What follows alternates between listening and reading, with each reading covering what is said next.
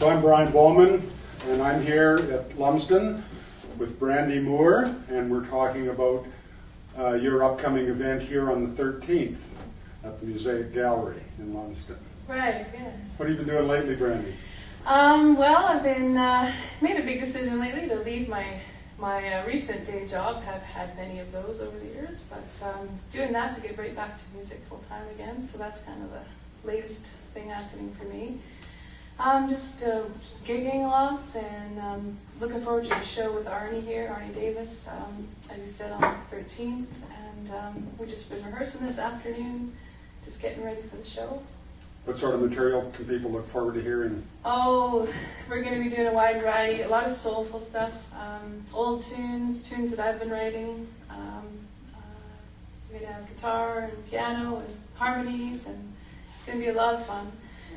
Some of the stuff we're doing is from jazz to soul to Motown to just kind of adult contemporary. Is this your first gig at Lumsden? No, back when this was called Lottie's, I did a gig here with Arnie a couple times. I think we did a couple gigs here. Yeah, but it's been a while. It's been a couple of years now. It's exciting to come back again. Are you working on new stuff? I am. I just wrote a new chorus last night, and I have to write some verses around it. But there's a new song brewing in the works. And you've got some gigs coming up in Regina as well. That's right, yeah. After next Saturday here, I will be at the Free House on the 20th with The Project, local band with a great bunch of guys. And there's going to be a solo concert coming up. I'm thinking about December 1st. It's not quite finalized yet, but it's going to be a fundraiser to send me to Nashville. And what's happening in Nashville?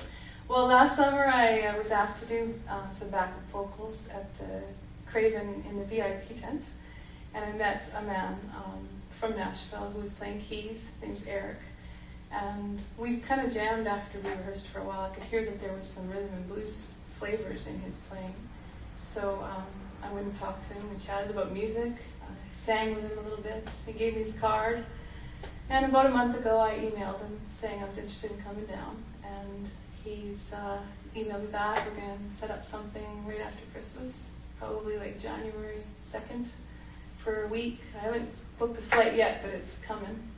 And so I'm raising money to get down there and back and pay for my hotel and flight and stuff. Do you have a timeline in mind for how long you're going to be in Nashville? I'm thinking that I'm going to do about 4 demo songs in the studio. And so I'm thinking about a week to 9 days, something like that. There's going to be a lot of pre-work done ahead of time with Eric and the guys he's going to hire. So by the time I get there, we should all be fairly ready to just go in there and record. Just don't know how long I can stay, but you never know, I might stay longer. I might have to extend my plane ticket if we aren't quite finished. So I'm leaving it open now that I don't have the day job. I'm a little more flexible that way. So yeah. So, you've been in Regina how long now? It'll be 10 years this coming April. And where were you before that? I came from Vancouver.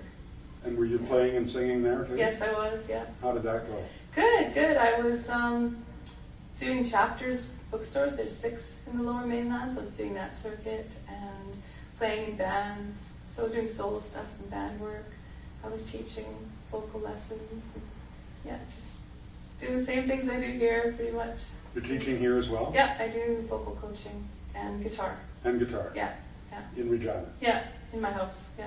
Wow. Yeah. As I was working the day job, I just decided to do 1 student a week, like a 2-hour session, and not weekly, but when you need to, just come and, give you a bunch of stuff to chew on, go off and chew on it for a while, then come back when you're ready for more. That's how I've been doing it lately. So. How many students do you have? Well, there's no one on the roster weekly anymore, but there's been about 10 in the last 12 weeks that have come. So it's kind of word of mouth. I look like I have empty Saturdays, and then I get phone calls, and then they get booked up. So usually do 1 Saturday. Now that the day job's going away, I might do more of that just to help make a little extra money. Right on. Yeah. Right on. Yeah. Is any take on the Regina music scene that you want to talk to at all? Oh, well, there's a ton of talent here. There's a ton of talent in Regina and Saskatoon, like all through the province. It's a nurturing place for music. You find what you want to find. So I came here, I didn't know anybody. I went to a jam, met some musicians, then I went to some more musicians, and suddenly you're in the family of musicians here, and you get to know people. And I think you have to make your gigs. I do a lot of solo shows where I sell tickets. I put on my own event, and that way, you can keep creating gigs, because there's not a lot of venues in town this size, but you have to do what you got to do, and I enjoy that very much because it's my show. I can put candles on the tables, and it's just that kind of thing, which is going to be a lot like what we're going to do here too with Arnie. It's intimate. Do you like that environment. environment? Oh yeah. Yeah. It's great. Yeah. But the music is the main focus, not the little screen on the wall, or that's the best thing. Mm-hmm. When the music becomes the reason for people gathering, that's the best. This is a nice space here. It sure is. It sounds good as well. It's a good intimate space. Yes. Yeah. Yeah, it is. Yeah. Well, I hope the place fills up for you. I think it's gonna. I've learned over the years of being here that people tend to buy the last half of the tickets a week before the show, so we've already gone well over 2/3. So we're gonna sell her out. I'm gonna do my darndest to help with that. So yeah. Good stuff. Yeah. Good stuff. Should be fun. Should be really fun.